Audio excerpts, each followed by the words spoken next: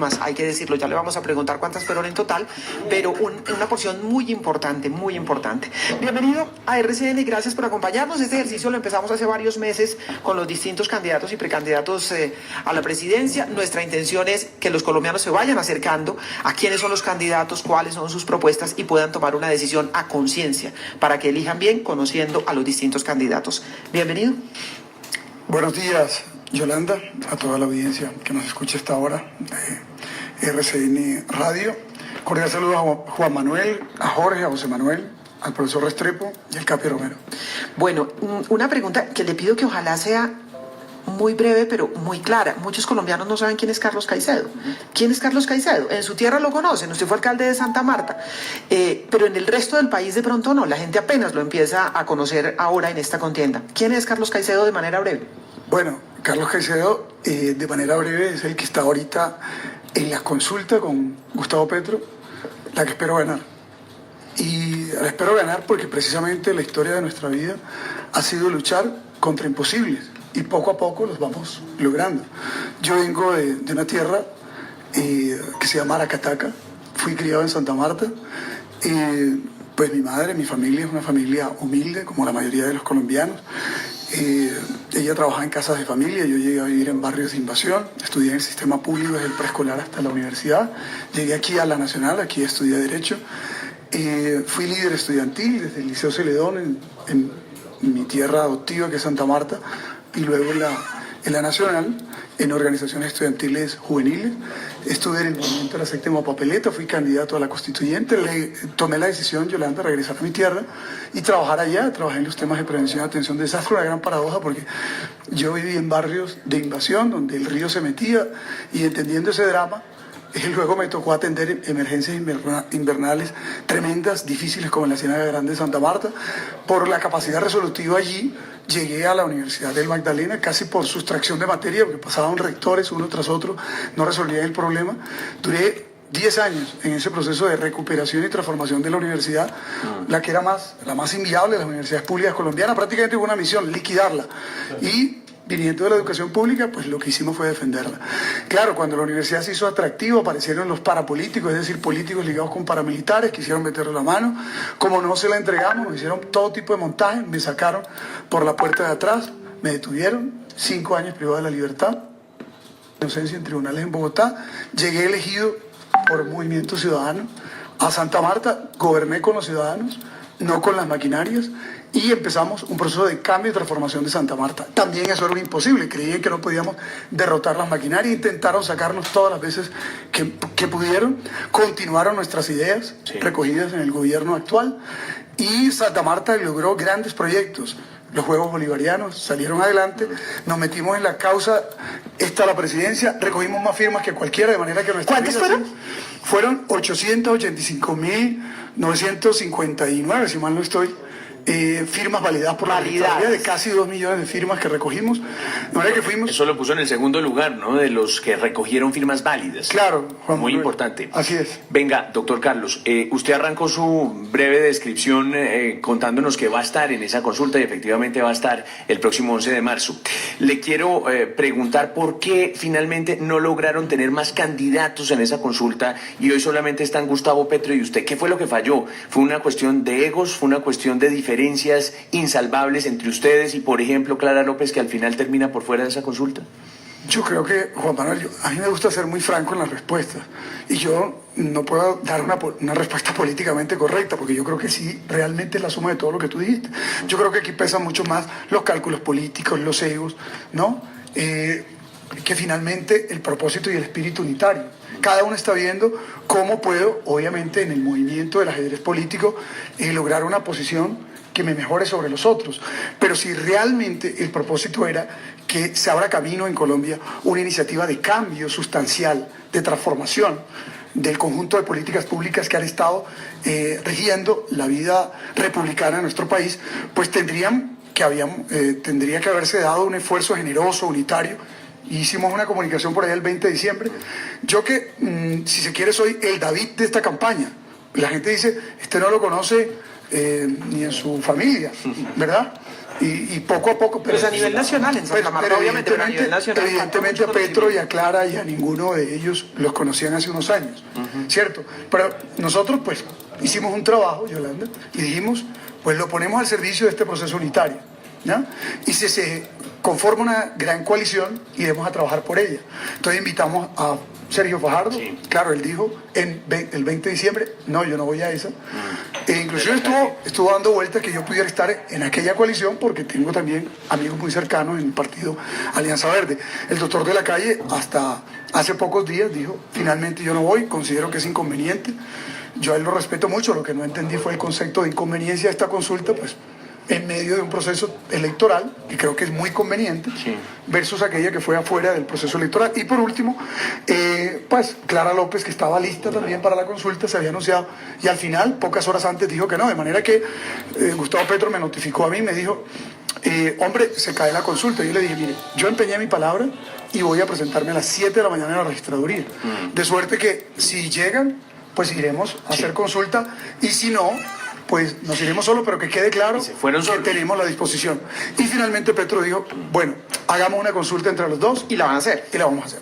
Y una consulta que va a costar 33.000 millones de pesos, la suya y las del Centro Democrático y Alejandro Ordóñez y Marta Lucía Ramírez. Y eso ha causado, como en su momento causó la del Partido Liberal, también algo de indignación y de preocupación. ¿No es mucha plata, doctor Carlos? Pues a mí me parece que sí, que el sistema electoral colombiano gasta mucha plata, porque bueno, la pregunta que hay que hacer en este caso es, ¿cuánto es que vale ese tarjetón?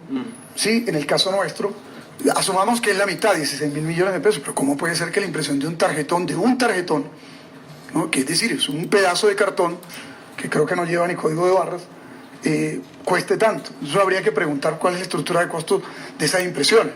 Pero bueno, finalmente de lo que se trata es de poner en vigor la democracia.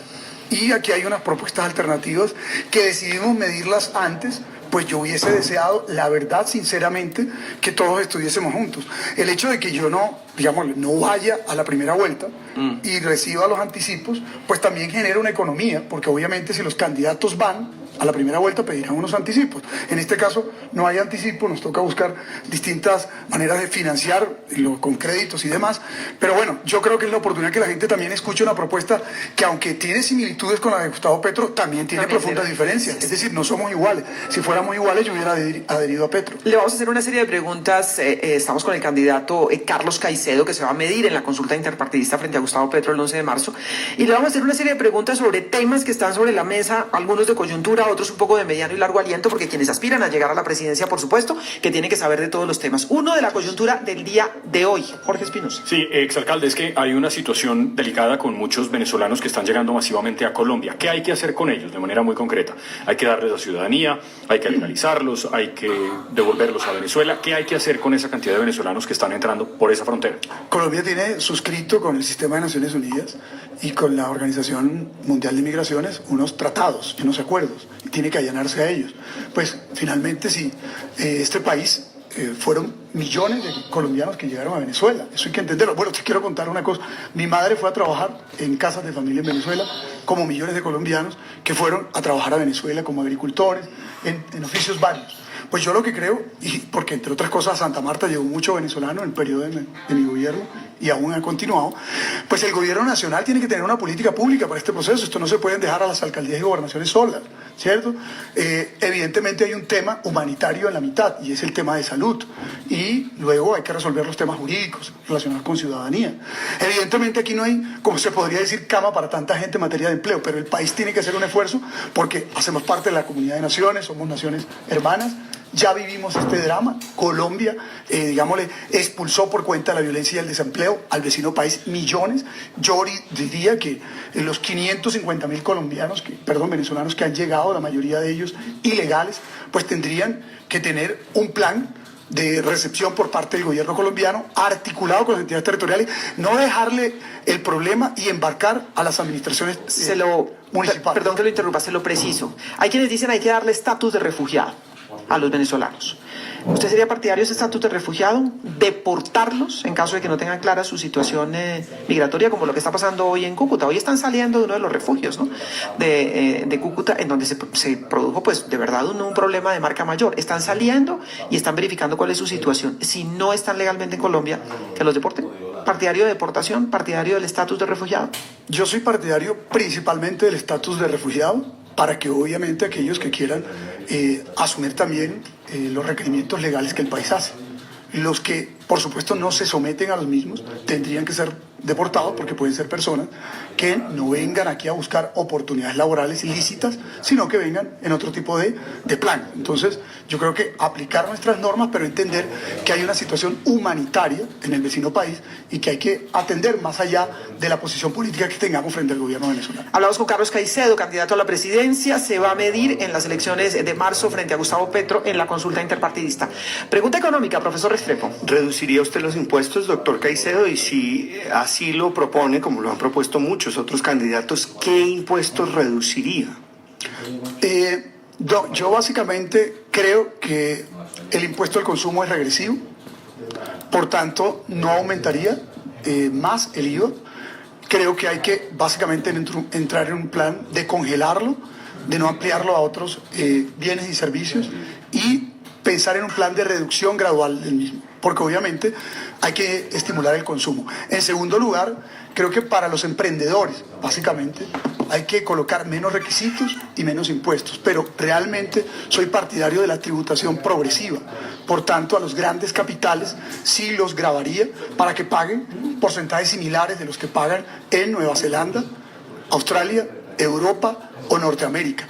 Cabe decir que los que tengan más de 5.000 millones de pesos, que podría ser fácilmente $1,5 millones, ¿cierto? Que se considera una persona rica, pues debería, ya no hablamos de patrimonios empresariales, ¿no?, sino de particulares, pagar impuestos en mayor porcentaje de los que hoy están pagando para poder hacer redistribución social. ¿Pero qué impuesto? ¿Impuesto al patrimonio propone usted, o un impuesto sobre la renta que origina ese patrimonio, sobre el ingreso? No, básicamente sería un impuesto al patrimonio. ¿Usted pondría un impuesto al patrimonio? Sí, de los grandes capitales, básicamente. Es Carlos Caicedo, candidato a la presidencia. Juan Manuel Ruiz tiene pregunta para él. Sí, quería preguntarle, doctor Caicedo, hoy otro tema de coyuntura muy lamentable tiene que ver con el caso del cartel del SIDA en Córdoba, que según el procurador es un juego de niños en comparación con el cartel de la hemofilia. Durante su administración, ¿conoció tentáculos de esos carteles? ¿Supo también de situaciones de esa naturaleza? La salud funciona muy mal en el conjunto del país, y yo personalmente creo que por eso hay que reformar el sistema de salud actual, fortalecer el sistema público, acabar con las EPS intermediadoras, porque es que aquí se están encontrando todo tipo de negocios, los más escabrosos: el cartel de la hemofilia en Córdoba, el cartel del SIDA, pero hay carteles de la sobrefacturación, que fue el que yo encontré en el caso de Santa Marta, y precisamente fue una deuda que empezamos a revisar de casi 50.000 millones de pesos, y encontramos que más de la mitad, cerca de 27.000 millones de pesos, no tenían fundamento para ser pagados. Por lo general lo que hacen es que clonan las facturas, o simplemente generan una factura sobre un procedimiento con unos gastos exorbitantes. Y claro, el proceso de verificación, que tiene que ser concurrente, es decir, en los próximos 2 meses, si no se hace, entonces le da una gabela a las EPS prácticamente para que ya no se les reclame. Es más complicado posteriormente. Y encontré, fue cajas y cajas y cajas. Yo realmente creo que hay que intervenir este sistema. Me gusta más el sistema de salud de Canadá. Hay que tener referentes, porque de una u otra manera hay que arreglar el problema, y el problema se arregla viendo cómo otros le funcionan y le funciona bien. El sistema de salud de Estados Unidos no sería el mejor referente, pero el de Canadá, sí. El de Canadá es un muy pero buen referente. Caso, el de Francia es una un cuestión buen de referente. norma, es decir, hay que cambiar las normas, hay que cambiar el esquema, o es una cuestión de aplicar las normas, porque uno a veces dice, siempre se busca con una ley resolver los problemas. No, viene la ley y no resuelve el problema, Yolanda, y tenemos más leyes. Obviamente que hay un marco constitucional y legal que seguramente habrá que intervenir, pero yo creo que hay un sistema que es el que hay que modificar estructuralmente. Cabe decir, aquí lo que se hizo con la ley 100, y los que fueron responsables de esto son los responsables de lo que hoy pasa con el actual sistema de salud, fue abrirle las puertas a la privatización y al funcionamiento de las EPS. Evidentemente el sistema público no era que funcionara muy bien, también muy clientelizado, ¿cierto? Con muchos problemas de ineficiencia y corrupción, pero tenemos que ir a un sistema moderno de salud. Puede concurrir el sistema privado, pero yo creería que hay que financiar la construcción mantenimiento de clínicas y hospitales públicos. Hay que crear un escalafón para médicos y enfermeras. Hay que establecer un régimen salarial y prestacional que inclusive les dé estabilidad. Hay que eliminar el procedimiento de los copagos y los negocios de la intermediación con EPS, porque es que se están llevando las EPS más del 10% del conjunto del presupuesto, de manera que con los esfuerzos valientes que yo creo que hay que reconocer del ministro de Salud, sobre todo en la lucha que dio para el costo de las medicinas, pues no se ha logrado resolver el problema porque hay una mafia en la salud de la que están pegados políticos regionales y políticos nacionales. Y para acabar este problema, evidentemente quitarle esa especie de fuente de la que están drenando recursos, pues yo me atrevería a decir, Yolanda, que esto no se puede hacer por vía de una reforma legal, sino que tal vez habrá que discutirle un escenario de carácter jurídico formal superior que toque la discusión de orden constitucional y la del sistema, tal vez seguramente un escenario constituyente, que se abra una gran discusión, porque yo creo que la mayoría de los colombianos no está contento con el actual sistema de salud. Llego a presidente y lo voy a reformar. En eso la constituyente sí coinciden con Petro, ¿no? ¿Plenamente o no? Tenemos coincidencia, yo creo que con varios sectores que encuentran que, a ver, digamos la verdad, ¿usted cree que el Congreso se autorreformará? ¿Se bajaría salarios? ¿O inclusive pasaría a ser un Congreso unicameral como nosotros estamos planteando? ¿Reduciríamos el tamaño de la Cámara? Evidentemente ellos no se van a querer reformar. La propia justicia no se quiere reformar, entonces tranza con los congresistas. En tercer lugar, aquí se le ha venido haciendo conejo al ordenamiento territorial. Yo procedo de una región que es vergonzoso que tengamos que venir a Bogotá a buscar cualquier autorización detrás de un ministro o un funcionario intermediario o de nivel intermedio, hasta para intervenir una calle de un centro histórico. Algún alcalde nos decía una vez, cuando uno va a Bogotá prepara las rodilleras, porque todo era rogarle a medio hay que mundo comprar un par de rodilleras para que aprueben cualquier cosa. Claro, Yolanda, con mucho colchón. De manera que yo soy partidario de un sistema de autonomías regionales y soy partidario inclusive de abrir la discusión del sistema federal de gobierno. Y cuando yo he dicho esto, algunos dicen, ay, pero Venezuela tiene un sistema federal. Y yo les digo, y Argentina también, y Brasil también, y México también, y Estados Unidos, y Canadá, y Bélgica, y Alemania. Y bien que funciona. Es decir, ¿quién ha dicho que los mayores de edad están aquí sentados en la burocracia bogotana y los menores en las regiones? A mí no me convence eso. De manera pues que esto no se hace con el actual Congreso que ha llevado 25 años mamándole gallo al proceso de autonomías regionales. De suerte que en el tema de ordenamiento territorial, en reforma del Congreso, reforma a la justicia, reforma el sistema de salud, no se va a mover nada con este Congreso y tal vez tendríamos que ir a una discusión constituyente, poniéndonos de acuerdo, entre otras, con todos los sectores y todos los matices. Partidario de una constituyente, Carlos Caicedo, candidato a la presidencia, se va a medir con Gustavo Petro en las elecciones del 11 de marzo en la consulta interpartidista. Le decía al doctor Caicedo que, como con todos los candidatos a los que hemos invitado a esta mesa, al final le pedía 2 minutos para respuestas de una palabra o máximo una frase, porque queremos conocer un poquitico de la personalidad. De modo que, ¿listo para las preguntas finales? No se me vaya a alargar, por favor. Palabra o frase, nada, me mira así como con no sé. Bueno. ¿Es partidario Carlos Caicedo del aborto en todos los casos? Soy partidario del nivel de discusión en el que se ha avanzado en Colombia, que bien lo ha resumido la Corte Constitucional en 3. En los 3 casos. Sí. No en todos los casos. No en todos los Cuando era niño, ¿qué quería ser de grande? ¿Cuál era el sueño? Quería ser profesor y rector y poder tener la capacidad de cambiar las cosas que veía en mi entorno. Y fíjate que terminé metido en esta causa que me ha permitido hacerlo. ¿No soñaba ser presidente? Soñé dirigir y poder cambiar las cosas y mira, la verdad sí, cada vez que he logrado llegar a escenarios de gobierno y tener la posibilidad de cambiar vidas de miles de personas, siento que estoy cumpliendo ese sueño. Le recuerdo que estamos en la etapa de una frase, una palabra, bueno, las sí, respuestas que queremos conocer. Soñé de niño con ser presidente. ¿Qué signo es? Soy Libra. ¿Lee los horóscopos? Antes los leía, ya no los leo. ¿Está enamorado? De mis hijos y de la vida. ¿Cuántos hijos? Tengo 3 hermosos hijos. ¿De qué edades?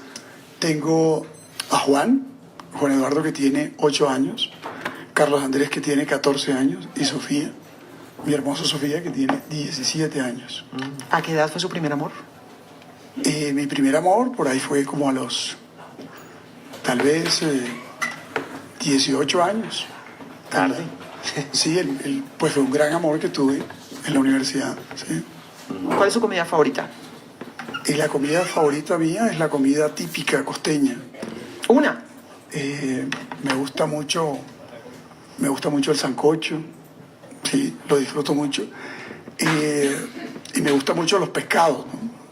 Le voy a hacer una pregunta que si estuvo escuchando hoy RCN Radio le va a quedar más fácil de responder, porque fue una pregunta que se le formuló a varios de sus colegas candidatos. Algunos se rajaron en ella. ¿Cuántos páramos hay en Colombia? Colombia tiene un sistema de 6 páramos importantes, de 6 páramos nevados, digo. Son 37, la respuesta correcta. 6 se lo digo. páramos nevados. Sí, pero son 37, se lo digo porque le hicimos la pregunta también a Humberto de la Calle, Sergio Fajardo, Gustavo Petro, que estuvieron ayer en un foro, en fin, y ¿quién fue el que acertó? Su compañero Petro, de su consulta. compañero de consulta, Petro, acertó con los 37, Iván Duque se acercó diciendo que 35. Pero yo me refiero a los páramos nevados, ¿no? Sí, él puso su segurito ahí. como Sí. 6 páramos nevados, de los cuales ya está quedando poco por el deshielo, pero sí, en efecto, son casi 40 páramos, 37 páramos que están casi todos en riesgo, ¿no? ¿Es partidario de la cadena perpetua para violadores? Yo soy partidario de la cadena perpetua para violadores. ¿Es creyente? Sí, ¿De ir a misa frecuentemente? no, iba antes a culto, pero tengo rato que no me acerco. ¿Es cristiano? O sea, cristiano o católico. Sí, soy cristiano. ¿Do you speak English? La verdad, leo más que lo que hablo. Muy bien. ¿Cuál es el mejor momento de la vida? El mejor momento de la vida donde me siento como más realizado es cuando estoy con mis hijos. ¿Era pilo o vago en el colegio? Una combinación de pilo y vago. ¿Perdió un año? No, ¿Perdió materias? sí, ¿Cuál? la de cálculo. O sea, matemáticas. Matemáticas, Esas Nico. como que no tanto. Sí. Dígame una diferencia, pero que sea en una palabra, con Gustavo Petro. ¿Por qué la gente debería votar por Carlos Caicedo y no por Gustavo Petro? Una diferencia. ¿Solo una? Sí. Te puedo tener 2 o 3. Una, pero es que estamos en la sección de las preguntas rápidas. Gustavo Petro representa a un político que su vida la ha concentrado en el centro, de manera que creo que es un político centralista. Yo soy un político que represento las regiones, soy la voz de las regiones. Pero igualmente, Gustavo es una persona que ha sido un brillante parlamentario y yo creo que, modestamente tengo que decirlo, he sido un exitoso ejecutivo. Muy De bien. manera que tenemos muchos resultados para presentarle al país. Carlos Caicedo, candidato a la presidencia. Gracias por estar aquí. Gracias, Yolanda. Gracias a toda la mesa de trabajo y a toda la audiencia de RCN, la radio. Hacemos el ejercicio que nos corresponde, que ustedes conozcan a los candidatos, sus propuestas.